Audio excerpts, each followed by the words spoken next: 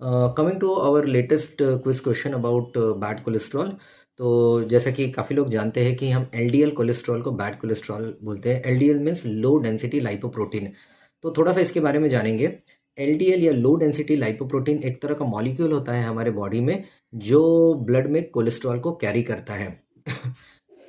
इसका main function ये होता है कि कोलेस्ट्रॉल को कैरी करके ये बॉडी के अलग अलग टिश्यूज़ या ऑर्गन्स तक लेके जाए, क्योंकि जब भी बॉडी के ऑर्गन्स को कोलेस्ट्रॉल की ज़रूरत पड़ती है उनके बहुत सारे फंक्शंस के लिए, तो ये जो कोलेस्ट्रॉल कैरियर मॉलिक्यूल होता है एलडीएल, ये उस कोलेस्ट्रॉल को बॉडी के जो कोलेस्ट्रॉल स्टोर्स हैं, जैसे लीवर एक स्टोर है, ऐसे स्टोर से उठा के वो बॉडी के अलग अलग ऑर्गन्स तक ये पहुंचाता है।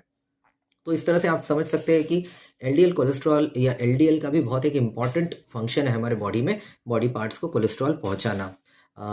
अभी प्रॉब्लम तब होती है जब इस एलडीएल की जो क्वांटिटी है बॉडी में, जो उसका जो क्वांटिटी है बहुत ज़्यादा बढ़ जाए।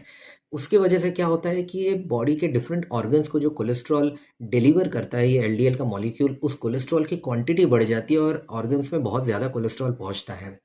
हमारी हार्ट की नसों में जो ब्लॉकेज बनता है, उसमें कोलेस्ट्रॉल एक बहुत इंपॉर्टेंट कंपोनेंट है। और अगर हार्ट की नसों में बहुत ज़्यादा कोलेस्ट्रॉल डिलीवर होने लगे, तो ये सारा एक्स्ट्रा कोलेस्ट्रॉल, जो कि अगर वो नस यूज़ नहीं करती है, तो सारा एक्स्ट्रा कोलेस्ट्रॉल उसके अंदर डिपॉजिट हो जाता है, जिसकी वजह से हार्ट की नसों में ब्लॉकेजेस बनते हैं और बढ़ते हैं।